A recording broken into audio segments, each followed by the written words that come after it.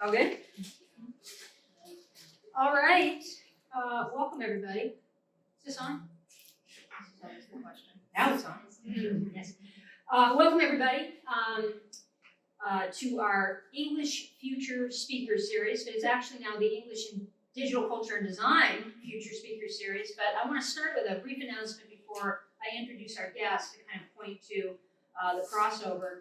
I just want to send out a huge congratulations to one of our graduating seniors, Sophia Edens, who is an English major but has dabbled in social media and analytics and crossed over between the two disciplines and was recently hired as a production assistant for DGA Productions out of Boston for movable fees, right? That's a big get. It's a huge get. And it points to, I just want to make this point, that what we do is not just about digital design and culture, but everything that we do within this construct, because we've been hearing the humanities have been dying forever. It's been dying since I was in graduate school and before. We're still maybe thriving at the limits, but we're really about critical narratives, controlling narratives, whether we're talking about brands, designs, and then moving those across media platforms. And we move between those two things in a really sort of agile way, I think, and I'm really excited about the future of those between. So congratulations again, Sophia. All right, our guest this evening is Jennifer Hotai from, who's CEO or founder, I guess, I'll go with that, of Plover Animation, which we're gonna hear a lot about.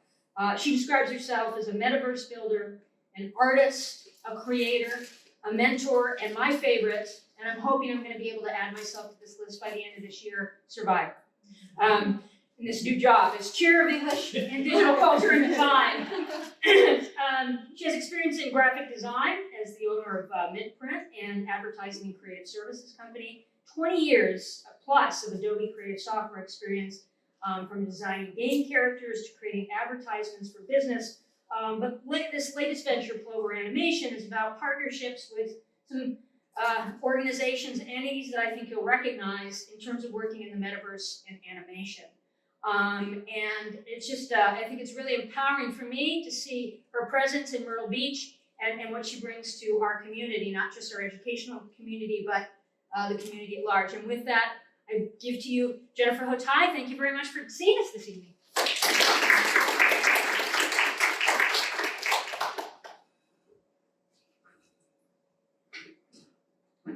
So hi everyone, my name is Jennifer Hotai. I'm a lifelong artist, Web3 enthusiast, creative mentor, domestic violence survivor. I'm here not only to share what I've learned in my career, but to also tell you my story and hopefully motivate others who have gone through similar struggles. In a sense, this is my inspirational letter to future creators. A little bit about myself first. I always had a passion for art and films. But it wasn't until I was 13 years old that I knew that I had to get into the film industry. With not a lot of resources at my disposal, I researched career paths that I can take and discovered the exciting world of concept art. The idea that an artist can bring an idea to life and design a whole world mesmerized me more than anything else. I bought art books with my allowance. Yes, I was and still am a huge geek. Studied the works of artists who worked on movies like Lord of the Rings, Star Wars, and The Matrix. But nothing but enthusiasm, a copy of Photoshop, and an overactive imagination, I joined indie film and game projects with the hopes of getting hired by a studio. Fast forward 10 years later, I was struggling working paycheck to paycheck in menial jobs. It was in 2015 that fate forced me to get my act together. I was let go of my day job, so I saw no other option but to make a bold move. I started my own advertising business. With a bootstrap budget, I was able to get a crash course in learning how to operate a business. I learned so much in the first few years about workflows, client management, design specifications, branding, and most importantly, how to empower team members. I even started an internship program helping students and graduates who need experience in the advertising field. This was a great way for me to pay it forward by mentoring the next generation of graphic designers and marketers.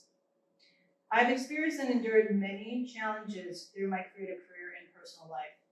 But what was the most challenging for me was creating my startup in the midst of escaping a life-threatening abusive relationship.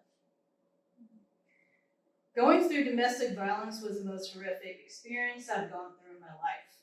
but surviving it has enabled me to have the strength to pursue my dreams. The experience has left me robbed of my own identity, self-worth, and sense of freedom. This may be hard to understand as someone who's never experienced domestic violence, so let me explain. Survivors like myself often undergo cyclical abuse that can happen over and over for years, but are afraid to leave or don't realize they are being abused. I was constantly walking on eggshells. I feared saying the wrong thing and then later getting punished. I had to hide bruises and smile like nothing happened. I wasn't allowed to go to sleep. I was forced to believe that I was the problem and that I deserved being beaten. There's no room for growth, much less pursuing my entrepreneurial dream, because every waking moment had to be devoted to my partner. When I finally made my safe escape, I was broken. My instincts of fight or flight overtook my mind and made me realize that I was going to continue to be tortured and horrifically disfigured and then eventually killed by my unsignificant other. My body was fueled by adrenaline and survival mode level focus. This helped me to immediately go to downtown Conway to get a restraining order and then later face my abuser in court. I was fortunate enough to seek help from family and receive trauma counseling. I healed quickly after my separation, and my entrepreneurship went into overdrive. I felt that I had a purpose, and now have the desire to work on projects that have a positive impact on humanity. I imagined my company to be a diverse team with high levels of talent from their past experiences, working for major entertainment companies.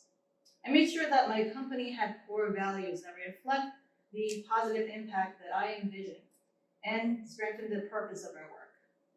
When I first started the concept for my startup, the focus of what we would be creating was animated films and commercials. But an exciting new industry appeared within the last 2 years.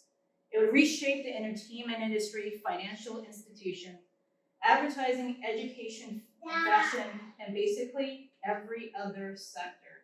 It is the next phase of evolution for the internet. This phase is called Web 3, and the interoperable virtual worlds that are built using this technology are part of what's called the metaverse. What is the metaverse? Meta is Greek for beyond, and verse represents the totality of something. In this way, the metaverse alters the human experience using technology to go beyond our physical reality. The term was originally coined by science fiction author Neil Stephenson in his 1992 novel, Snow Crash, and he describes it, the metaverse, as a virtual world composed of unique experience environments, each with a specific purpose: to entertain, socialize, educate, and more. This is where experiences such as virtual reality and augmented reality can be used as access points. I decided to pivot our purpose to not just make animations for films, but to focus on building content for the metaverse. The exploding industry has endless possibilities, and therefore I wanted to be one of the pioneers. Women are making a strong presence as creators and investors for the metaverse. As tech futurist and author Kathy Hackle says, in a metaverse, we're all builders. To put into perspective on how fast this industry is growing, the expected global market value of the metaverse in 2028 is about $829 billion. I saw that the future of animation is taking place in the metaverse. With an exploding industry comes many opportunities. The problem that I envision my startup, Plover Animation, would be solving is that there's a high demand for digital content for projects in this space and not enough service providers.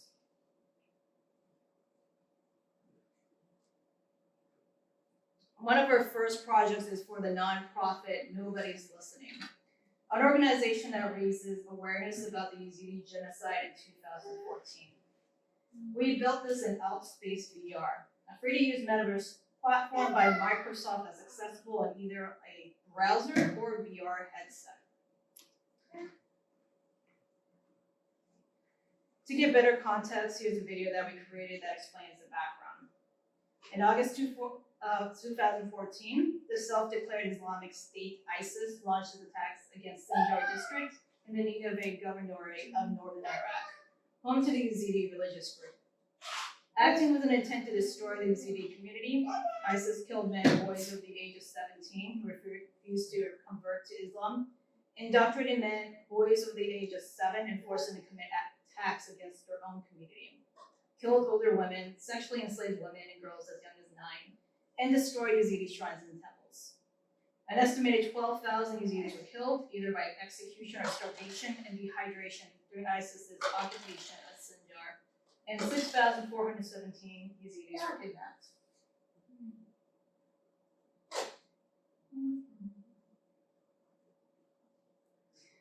I first heard about this organization in a VR/AR Association presentation, where the founder of Nobody's Listening talked about his work with the United Nations and demonstrated a 360 virtual reality video for advocacy in the past. I watched footage of people wearing the headsets and then showing afterwards the emotional reaction to seeing the devastation from a first-person view. This room-scale interactive experience transports viewers to northern Iraq using a blend of 360-degree documentary films, making stunning Yazidi artwork, and the latest virtual reality technology. After hearing his story and how effective this was for raising awareness, I felt that more impact can be done with an interactive metaverse experience. We could create an immersive world accessible to anyone with internet access and showcase it at different universities.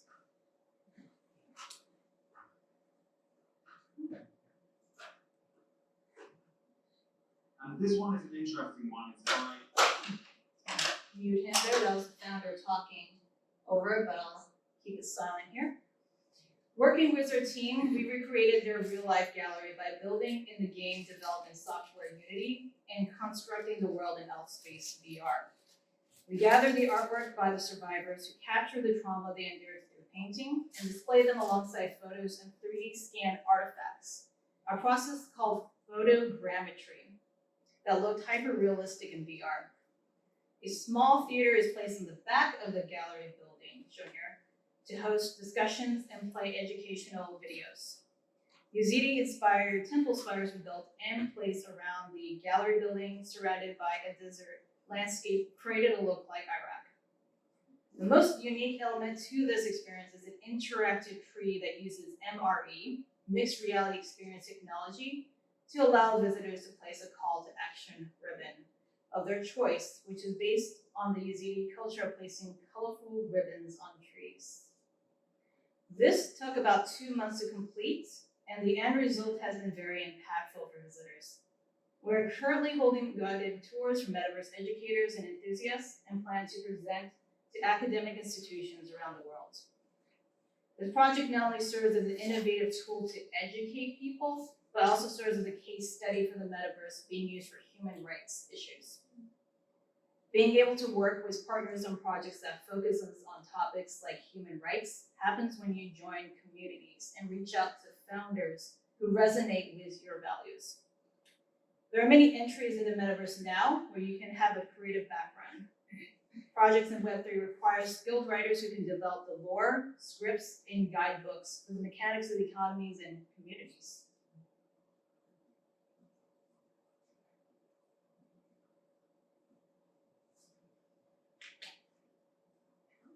There is tremendous potential in metaverse for education. Writers can create meaningful experiences by contributing to the design of these projects and practicum. XR, which means extended reality or cross-reality, has some characteristics that align well with certain learning goals and processes because they enable learners to engage in certain tasks. One particular characteristic I can see being useful for English majors is immersive storytelling. Stories are powerful for learning, and immersive storytelling can put a learner inside a story to provide more context and deepen their understanding. For example, by immersing them in a news story. If you have an artistic background, you're in luck because the majority of NFT projects are based on visual art, and even music artists are thriving in this space for you DJs and singers out there. NFTs, or non-fungible tokens, are built on this technology and is an $80 billion industry.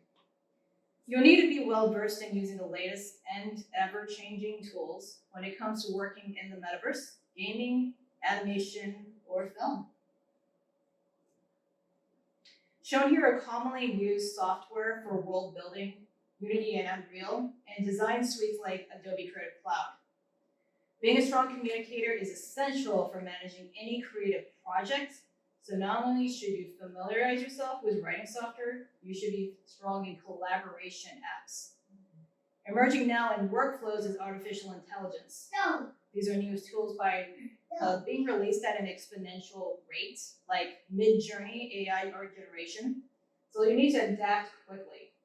The speed at which you learn will determine your success. No matter what field of work you're in, having a group of like-minded individuals to collaborate with is essential for the longevity of your career. I was fortunate enough to join organizations including VR/AR Association and Metaverse Standards Committee, and attend live events such as Web3 Expo in Las Vegas. The most powerful tool I found to be useful in forming long-term relationships with other collaborators is LinkedIn. I connected with inspirational collaborators both in real life and virtually who have worked on projects for major entertainment studios and blockchain companies. By being authentic in your passions and generous with sharing knowledge, you can bridge the gap between searching for work and forming meaningful relationships.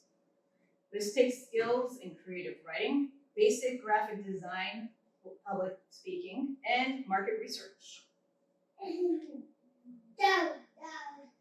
Although the future of the metaverse is still largely speculative, what's for certain is that community is everything. That's why I helped establish the Grand Strand Web3 Guild. We found that there's a lack of Web3 presence in tech organizations in this area. Our mission is to educate people in the Myrtle Beach area about Web3 and to collaborate with local institutions and government organizations about blockchain solutions. Blockchain, by the way, is an immutable digital ledger that uses smart contracts. This will open the doors to all possibilities for this area, from NFT concerts to laying the groundwork for smart city concepts. Government services such as voting and ideas can also use this new technology to become more transparent and save millions of dollars. Real estate and deeds can be placed on the blockchain, which is already done in the state of Wyoming. If other places have successfully built a Web3 strategy, why not here? We're hoping that our guild can be part of building new Web3 and metaverse classes in higher education institutions like CCU. Our founding members have massive amounts of experience in blockchain, entrepreneurship, and digital media. We can also combine forces with other universities across the country and around the world. The co-working space in downtown Myrtle Beach, Emerge, is a sustainable location for students and guild members to collaborate on projects. Members of that organization also support our guild and our mission. I feel that it's our responsibility to teach the next generation about best practices and ways to break into Web3 space. Because if not us, then who else? If you want to dive deeper into that rabbit hole, our members are always happy to indoctrinate you into the world of Web3. I would love to say, don't worry, we're not a cult, I swear.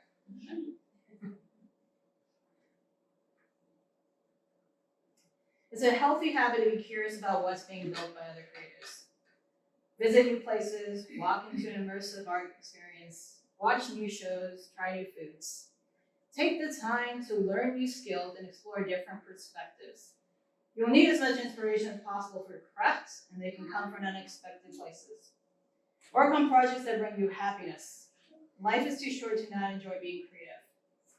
Shown here is a character from an NFT project that we're creating animations for called Joe Ravioli by iCreate LLC. I was drawn to working with them because they have cute, original art and a fun story about a ricotta-filled compulsive gambler who's hiding from the mozzarella family and the cheesiest of disguises. Know your why. Make sure that what you commit to has a purpose in improving the world, such as helping people live a better life or making the planet more livable. I feel proud that we're using the metaverse for good for bringing awareness to human rights problems like with our project for Nobody's Listening. In addition to everything I said, when others see what you're doing, then they will want to join your community or bring you onto their team. Remember that you are a mastermind with the instrument to define tomorrow's culture. Thank you, everyone. It's fabulous. An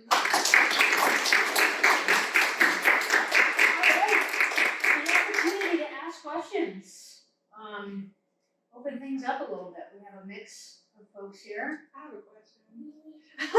How do you get your project into the metaverse? So first you gotta think of, okay, what's the story? And then you gotta look at what kind of platforms would be best suited to tell that story. And you gotta think of, are there certain technical restrictions that prevent you from doing certain things, or is your idea too big for it? Or, you have to do a lot of research about what the platforms would do first, and then you kind of build your story around it. And when you do, then you build your team, and then you gotta find people who, first of all, a lot of tech savvy people, know how to build those assets first and be able to import it into the projects. Like that project I just showed that nobody's listening. You have to find somebody who's well versed in a game building platform or a tool called Unity. Another one is called Unreal.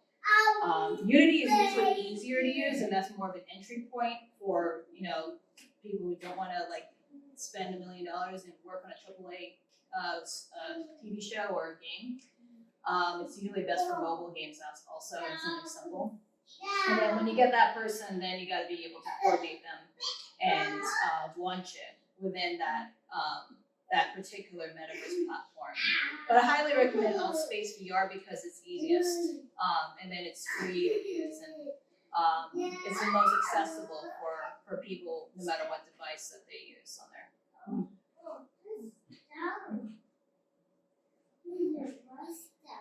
Any other questions? Would you talk a little bit more, because you mentioned it, and I want to really make sure the message revisits the room. We have people who are in, this is our coordinator of digital culture and design, Dr. Sarah Layola, right here. So Dr. Layola and others are working directly with talking about storytelling across media, that's what we call it, and working across platforms. But we have English majors in here too. We've been having this conversation about, I'm trying to integrate the two programs a little bit more. But you made a really important point about storytelling. And I wonder if you could just really emphasize that for this group. It's like, when you can control a story, what are the possibilities available for you, even working in a highly tech environment or high-tech environment? Okay, no matter what platform you're doing, you need text, you need content for that to build in. That's the foundation that will be used to direct the orders for the artists and designers who are building on that platform, whether it's a game, a film, or an experience, interactive experience, an art gallery or whatnot.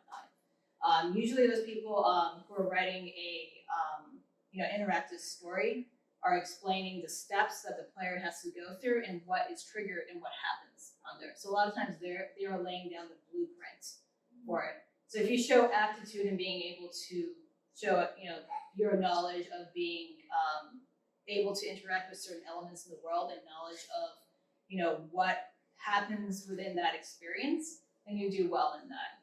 Being open-minded about as many possibilities as possible and being able to adjust based on that particular metaverse platform.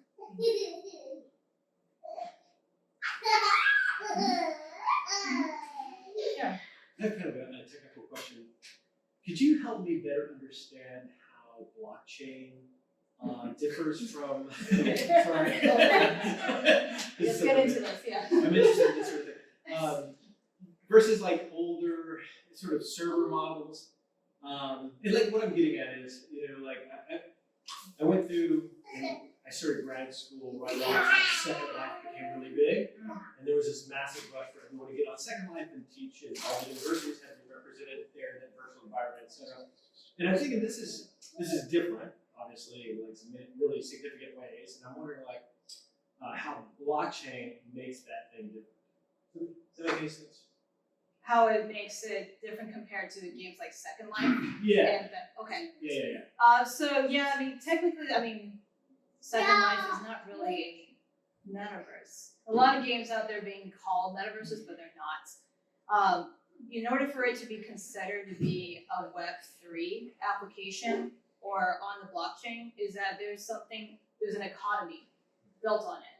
So for example, if that particular world, let's say for example Roblox, or the Central Lands, those are called Web3 dApps or Web3 metaverses there because you have to buy certain things using a MetaMask or a wallet, crypto wallet, that you have to load up with your money to buy things like Ethereum or Ether for short, or USDC or some other form of coin there. So as long as there is some sort of structure for an economy on there, where you're buying either currency or things like avatars or things like the coolest new hat that you wear around in that particular game, that's considered Web3, and that's what differentiates that.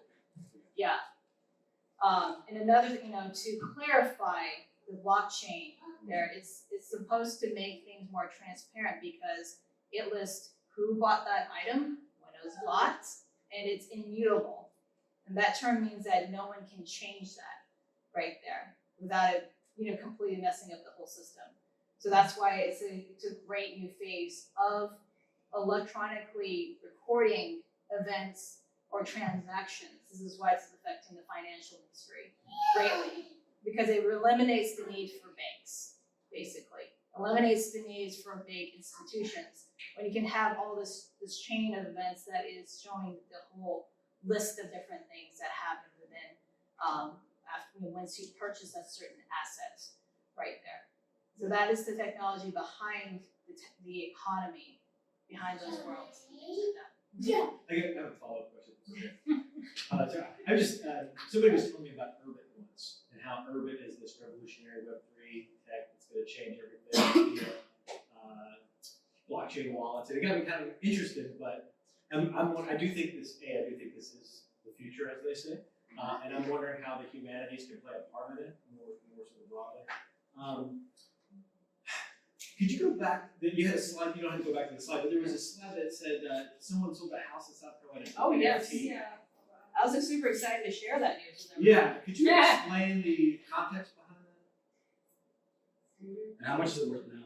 It was sold for $125,000. $175,000, sorry. South Carolina house, and this is in Colombia. So basically, the company Roostocks on Chain was a company that uses Web3 or blockchain to carry out this transaction. And why this is big is that it eliminates the need for underwriting, for the auditors, for the permits and everything that it's like months to, if anyone who's bought a house or going to buy a house in the future, it is hell, living hell going through it, because then you have to get so much writing, everything done.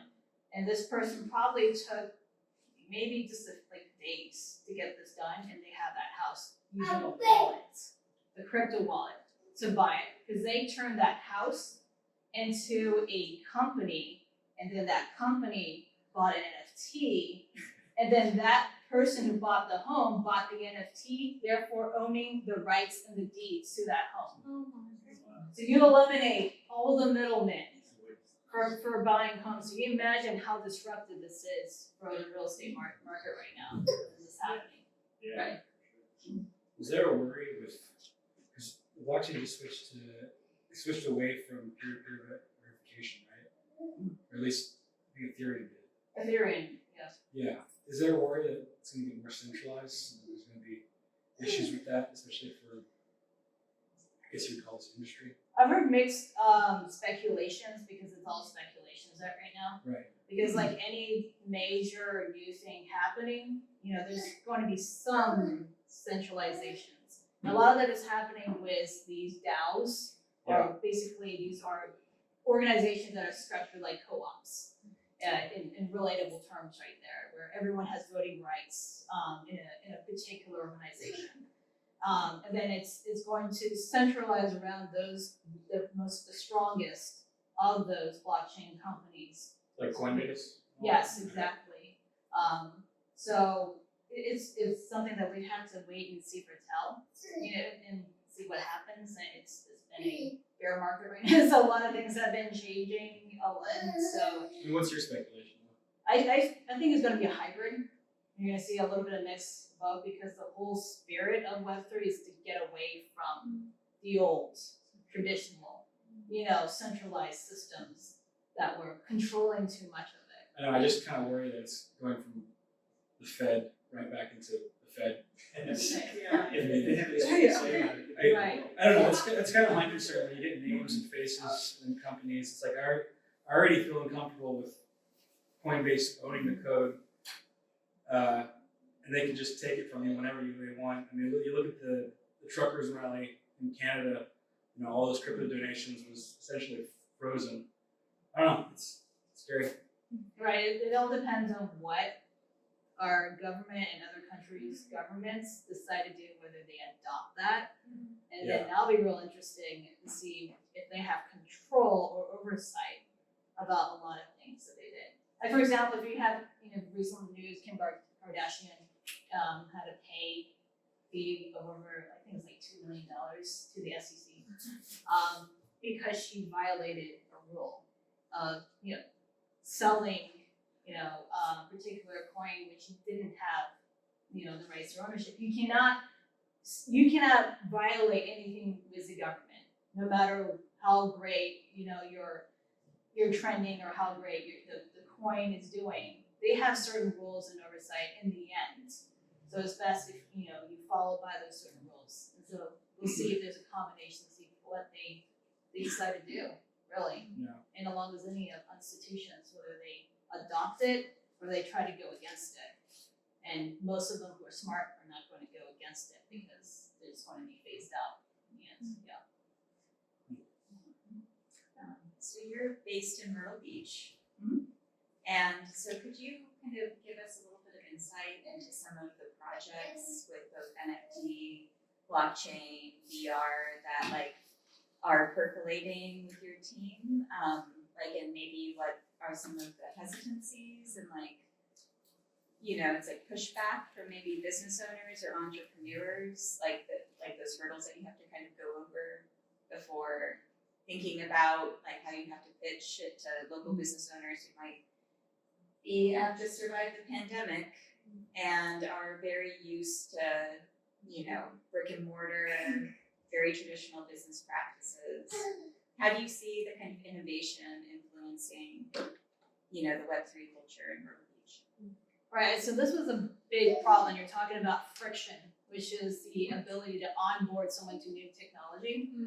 Myrtle Beach is not ready for that. But that's why I created or helped co-create the Guild Web3 or Grand Strand Web3 Guild to help educate more people, to gently introduce them to them and tell them how it works and get more people on board. And with use cases, we'll be able to approach City of Myrtle Beach and other cities around the area with these solutions that have worked before or with other cities. The other answer with my particular company, I do not work with people in this area. So our target audience are not with people who are adopting the area, the ideas with existing blockchain or entertainment companies or creatives who have projects that, need the animations or the artwork, for their worlds or NFT collections. Awesome. And so just a follow-up question for that, because, we often think in talking with our students, right, that there aren't opportunities to stay in tech or be involved in some of the projects that you are, and to be in a space like Myrtle Beach that isn't necessarily known for its innovation. So could you talk maybe a little bit about the locations of the people that you work with? Are you a unicorn that you're in a space that isn't Los Angeles or New York, or are there other folks in the industry or in your company that you work with that are also kind of in these communities that may not have massive Web3 adoption? Right. So in general, the industry is still new. So 2 years that it's, the industry has really gotten more attention for it. So it's rather new to a lot of places. It's just some areas like New York, Miami especially, that's the NFT run, and they have their own coin, Miami coin. And they will to earn millions of dollars to their intercity revenue that way. And then Los Angeles, of course, a lot of places in Europe, way ahead of us when it comes to that.